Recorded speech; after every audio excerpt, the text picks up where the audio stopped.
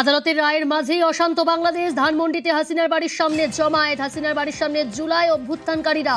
Earth mover নিয়ে জমায়েত আন্দোলনকারীদের। হাসিনার বাড়ি গুড়িয়ে ফেলার মাঠ করার দাবি।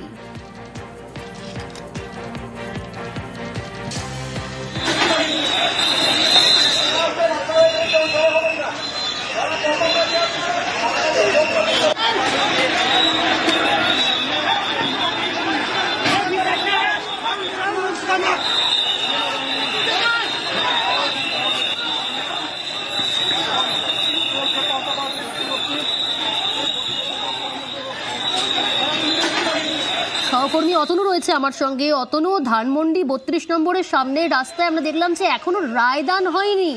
তার আগে থেকেই মানে সকাল থেকেই সেখানে বিক্ষোভকারীদের জমায়েত।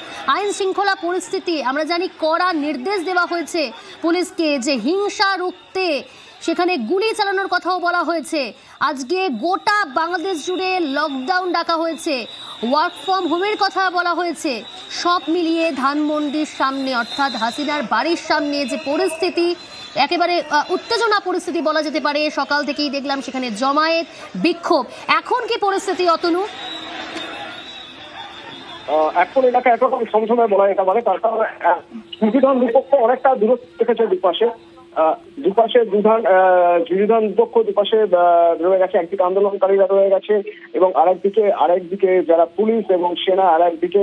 কিন্তু অশান্তির অবস্থা রয়েছে এখনো পর্যন্ত। মাঝে মধ্যেই দেখা যাচ্ছে যে পুলিশ বা সেনা পেরে যাচ্ছে, তার কারণ জমায়েতকারীরা বাড়ির দিকে চলে এসেছে, যে বাড়িটা তারা ভাঙতে চাইছে, শেখ হাসিনার বাড়ি তারা ভাঙতে চাইছে ধানমন্ডিতে, এবং সেই বাড়ি গুড়িয়ে খেলার মাঠ করার দাবি নিয়ে তারা জমায়েত হয়েছে।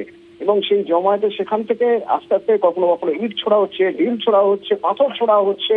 আর অপরদিকে সেনা রয়ে গেছে, সেনা ব্যারিকেড ভাঙার চেষ্টা হয়েছে দুবার, তারপর আবার নতুন করে ব্যারিকেড দিয়ে সেখানে পুরো বাড়িটাকে গার্ড করে রাখা হয়েছে। কিন্তু পরিস্থিতি যা, তাতে যখন তখন আবার নতুন করে উত্তেজনা তৈরি হতে পারে।